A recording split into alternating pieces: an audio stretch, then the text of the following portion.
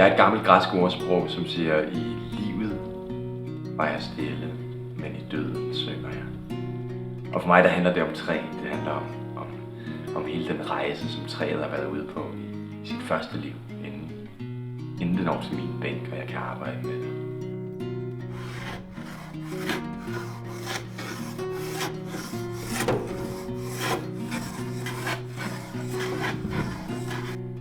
Jeg kan bygge 10 guitarer, som er fuldstændig identiske, har samme mål,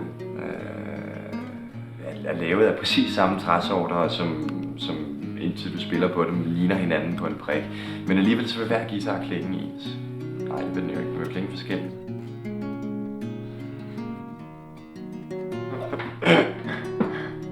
Det magiske ved træ er, at jeg kan bygge 10 guitarer, som er fuldstændig ens, som ligner hinanden på en prik, som er lavet af præcis det samme træ. Og alligevel så vil hver guitar klinge på sin egen måde. Og det tror jeg er træet, der fortæller sin historie.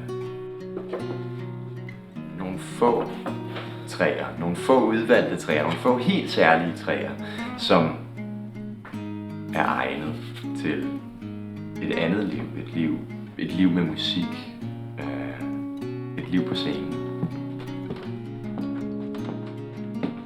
Når jeg får fingrene i et stykke træ og går i gang med at save i det, så er det nok tidspunktet, hvor jeg går i gang med at prøve at afkode, hvad det er for et liv, det her træ er i. Det fantastiske ved det er, at lige meget hvor god en håndværker jeg er, lige meget hvor meget jeg anstrenger mig, hvor godt jeg gør mit job, så hjælper det ikke noget, hvis naturen ikke har leveret sin del.